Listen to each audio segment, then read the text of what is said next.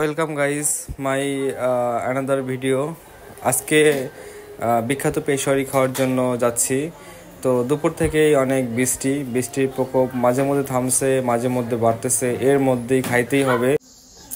বিখ্যাত পেশোয়ারি পাওয়া যায় আবেশ হোটেলে। এটা মিরপুরের লাভ রোডের পাশেই, যেটা আগে উপ পুলিশ কমিশনের কার্যালয় ছিল, তার পাশেই আবেশ। অনেকে হয়তো চিনে থাকবেন যারা মিরপুরে থাকেন, এবং মিরপুরের বাইরে যারা থাকেন তারা যদি এই পেশোয়ারি খাওয়ার জন্য আসতে চান তাহলে সহজেই গুগল করে একদম লাভ রোডে চলে আসবেন। লাভ রোডে চলে আসার পরে যে কাউকে জিজ্ঞেস করলেই আবেশ হোটেল চিনিয়ে দিবে।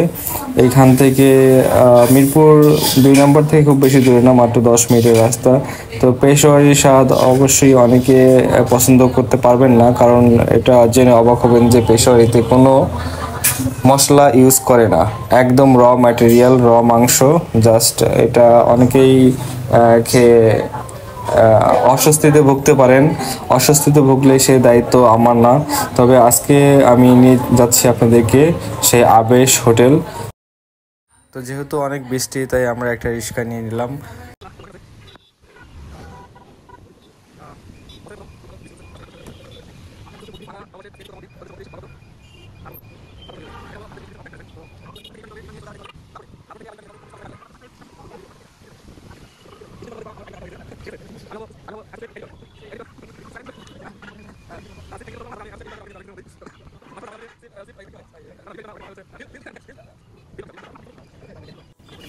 তো মাত্র লাভ রোডে পৌঁছালাম। এটা কেন্দ্রীয় মন্দির, মিরপুর ইউনিভার্সিটি কলেজের পিছনে। তো এইখান থেকে 2 মিনিটের রাস্তা। তো প্রায় চলেই এসেছি। এইটা হচ্ছে লাভ রোড। এই লাভ রোডের পাশেই হচ্ছে সেই আবেশ রেস্টুরেন্ট। এই তো প্রায় চলে এসেছি আমরা। এই যে এটাই হলো সেই আবেশ হোটেল। হোটেলের সামনে থেকে একটা ফুটেজ নিলাম যাতে আপনাদের চিনতে সুবিধা হয়। হোটেলের ভিতরে অনেক সময় প্রচুর ভিড় থাকে। আজকে এত বৃষ্টির জন্য ভিড়টা তুলনামূলক একটু কম, মানুষের আনাগোনা কম। হয়তো বৃষ্টিটা কমে গেলে তারপরে আনাগোনা বাড়তে থাকবে। তারপরে আমরা একটা সিট পাই, খুব যে কম লোক তা না, সবগুলো সিটই বুকিং। একটা মাত্র সিট ফাঁকা পাইছি, আমরা বসে পড়ছি। তো আশেপাশে সবাই বিভিন্ন রকম খাবার অর্ডার দেওয়াতে ব্যস্ত। তো আমরাও দেরি না করে ফ্রেশ হয়ে হাত মুখ ধুয়ে আমাদের যেটা আজকে খাওয়ার আগ্রহ, সেই পেশোয়ারি, বিখ্যাত পেশোয়ারি, সেটা অর্ডার দিয়ে দিলাম। তো মাসুদ আজকে আমাদের খাওয়াচ্ছে পেশোয়ারির সাথে গরম খিচুড়ি। কি সুন্দর ধোঁয়া উঠতেছে খিচুড়ি দিয়ে। তো শুধু আমরা না, আশেপাশে দেখলাম অনেকেই এই পেশোয়ারি অর্ডার করছে।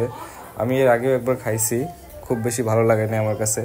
যাই হোক, ওরা এবার পেশোয়ারি খাওয়ার ইচ্ছা, এই জন্য ওদের সাথে সেই ইচ্ছাটা শত অনাগ্রহ থাকা সত্ত্বেও ভাগ করে নিলাম। তো যাই হোক, নর্মালি সবাই রুটি অথবা পরোটা দিয়ে পেশোয়ারি খায়, তো আমরা খিচুড়ি নিলাম। তো দেখা যাক। 2 পিস একদম র মাংস এবং এর সাথে 1 পিস বড় তেল এবং বড় সাইজের একটা আলু থাকবে। এটাই পেশোয়ারি বিশেষত্ব। এখানে দেখতে পাচ্ছেন একটা বিফ চর্বি, মাংস হচ্ছে চর্বিটাই আসলে বড়, আর আমার একটা হাড্ডি পড়ছে, সেটা আরও বেশি বড়। মাংস তুলনামূলক কম। এটা 260 টাকা পেশোয়ারি একটা প্লেট, আর খিচুড়ি হচ্ছে 80 টাকা।